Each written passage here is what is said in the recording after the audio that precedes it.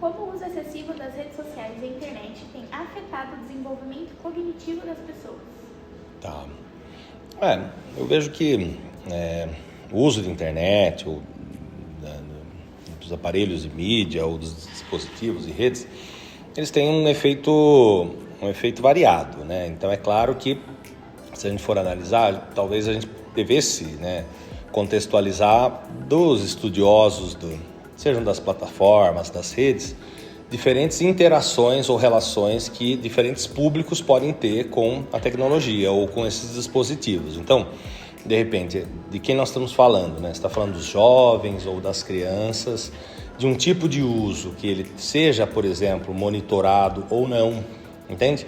E de diferentes interações. Então, acho que o que se vê, por exemplo, como mais preocupante, talvez, seja um uso menos crítico e desses dispositivos ou plataformas estarem moldando o modo como as pessoas, como sujeitos, fazem a experiência do mundo. Então, quer dizer, de repente, todas as esferas da vida vão sendo mediadas pelos apps ou pelas plataformas. Então, há um campo de estudos até que eu acho bastante interessante hoje, que são os estudos de plataforma, em que as discussões passam por isso, quer dizer, mais do que você vê o impacto da plataforma, essa ou aquela, como ela constitui um pano de fundo, né, vamos dizer assim, um contexto em que tudo vai sendo mediado pela plataforma. Então, você fala o trabalho. Então, quem usa o Uber, por exemplo, tem lá um tipo de experiência de plataforma, mas de repente essa lógica, vamos dizer assim, de plataforma começa a invadir também as relações fora do Uber, né? Então, de repente, as esferas da vida vão sendo invadidas. E aí a questão da capacidade cognitiva, quer dizer, claro que há psiquiatras, neurologistas, enfim, que vão ver qual que é o efeito da superexposição a imagens ou a telas no funcionamento do cérebro. Então, há pesquisadores que vão dizer, por exemplo, que não se deveria permitir o uso de telas a crianças com menos de 6 anos, que aquilo afeta o desenvolvimento do raciocínio, ou a dificuldade que se tem no excesso de imagens, ou de tudo ser muito veloz ou muito recortado, disso, de repente, impedir ou dificultar, né, o desenvolvimento de um raciocínio mais simbólico, mais imaginativo. Enfim, sem querer me alongar na resposta, mas há quem compare, por exemplo, você lê um livro, no livro você está lendo ali uma narrativa, você precisa construir a cena na sua cabeça, você precisa dar um sentido àquilo e imaginar, e cada um que lê vai pensar no Dom Quixote de uma forma, no Dom Casmurro de outra forma, ou em qualquer outra personagem aí literária. Na tela, né, no cinema, você já tem aquilo, uma opção de alguém ao ver o Dom Quixote ou Dom Casmurro, quem quer que seja, de uma certa forma. Agora, se a gente for pensando que as pessoas vão lendo menos, vão raciocinando menos e vendo mais e reagindo a estímulos mais rápidos, com maior frequência, nós tendemos a pensar que isso vai prejudicar as capacidades. Então, claro, há pesquisas, né, que hoje desenvolvidas em vários centros para tentar mapear isso, o prejuízo cognitivo. Agora, é importante dizer que há diferentes relações, então não é que todo mundo que use tela vai ter, isso eu não quero salvar a tecnologia, mas a crítica supõe também que há diferentes relações. Então você vê pessoas que têm um alto desenvolvimento, grande capacidade de cognição, se é possível medir isso, mas elas, não obstante, usem telas ou redes ou dispositivos tecnológicos, né? Mas a tendência do meio é gerar, né, uma pobreza de experiências. A tendência majoritária das plataformas é invadir tudo, é dominar tudo, é criar o pano de fundo da experiência. Esse talvez seja o problema. Como essa urgência de participar das tendências do momento afeta o uso das redes? Então, a questão é, quando a gente vai pensar, né, a gente teria que colocar a questão assim, a tendência gera, né, o uso da rede, ou o uso da rede gera esse tipo de tendência. Então, eu acho que é uma questão que não tem uma resposta simples, mas é uma relação de mão dupla, talvez, aí, né? Então, se a gente analisar, por exemplo, pessoas que elas vão moldar a sua vida a partir do ponto de vista de que essa vida é instagramável, né? Então você fala, eu vou visitar um restaurante, tá? Vou se esse restaurante for instagramável, quer dizer, alguns chamam de instagramável, eu não sou muito usuário do Instagram, mas de repente, quer dizer, aquilo é bonito, aquilo permite você filmar, aquilo dá. Então, é como se isso tivesse de antemão estabelecido, né? Você vai fazer a experiência a partir disso. né? Então, de repente você começa a pensar também na lógica dos likes, na lógica das visualizações ou dos compartilhamentos.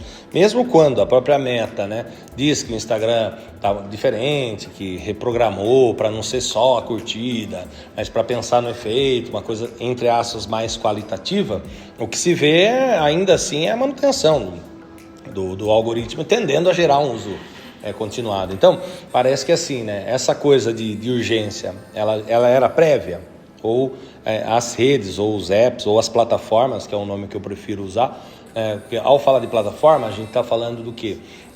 De uma dimensão econômica organizada, com donos, com grande circulação de dinheiro, investimento e planejamento sobre o comportamento do outro.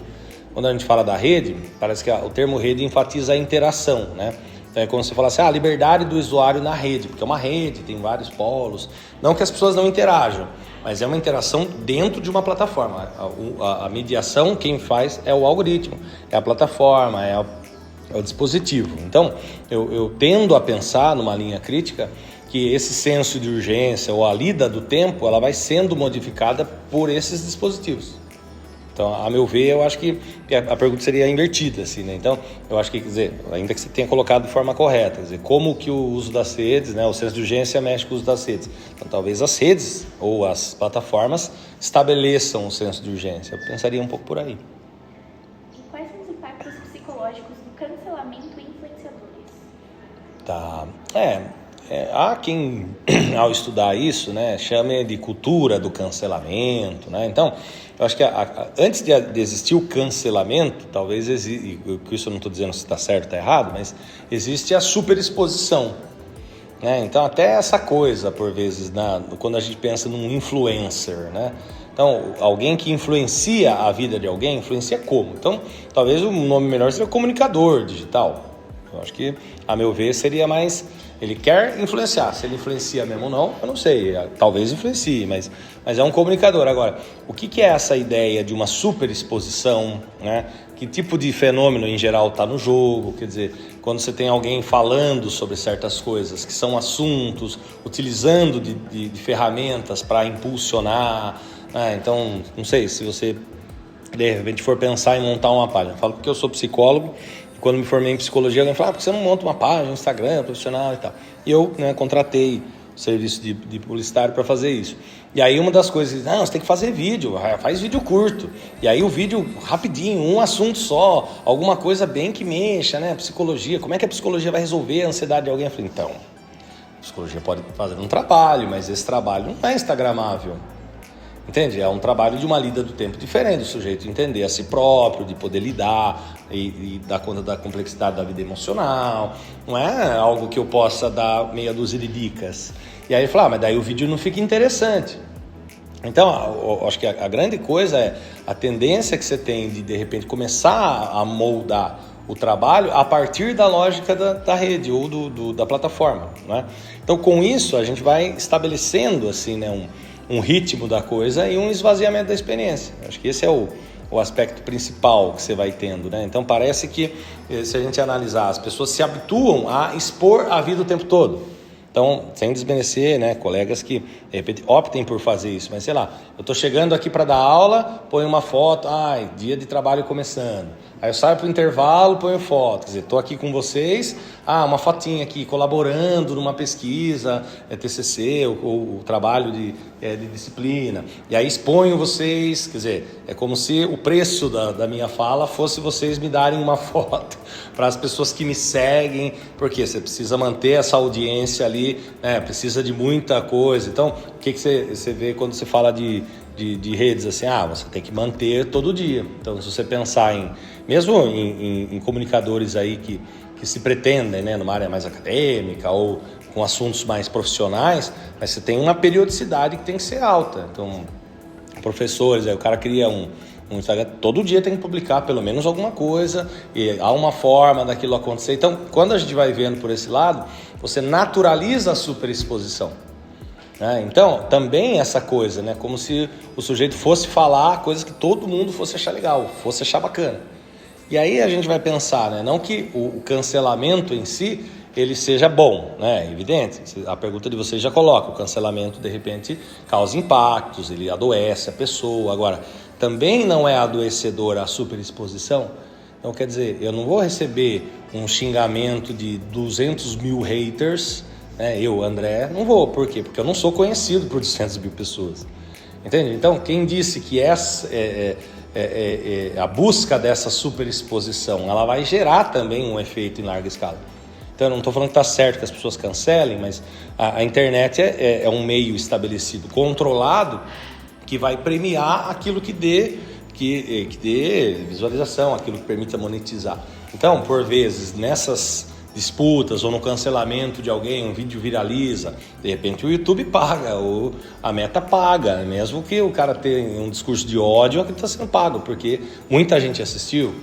Então, não sei, acho que essa lógica da superexposição, ela é uma armadilha, assim, que daí gera esse tipo de coisa. Então, vão aparecer ali o quê? As dificuldades de lidar com a diferença, de você não ter um debate qualificado, de você, de repente, pejorar o dissenso, que é a discordância, de não se poder trabalhar aquilo de uma maneira saudável e de avançar. Então, talvez, se houvesse, né, um trabalho um estabelecimento legal de limites ao uso e etc., né?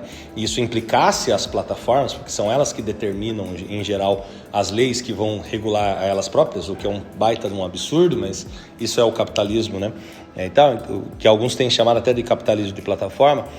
Então você cria o cenário para isso, né? Então, de repente, há uma hiperexposição de coisas, né? De repente supérfluas ou até criminosas. Aí depois também você tem esse lance do cancelamento. Então, não há um trabalho de amadurecimento, de repente, para um uso menos complicado, um uso mais, entre aspas, saudável, assim, dos meios ou das próprias plataformas.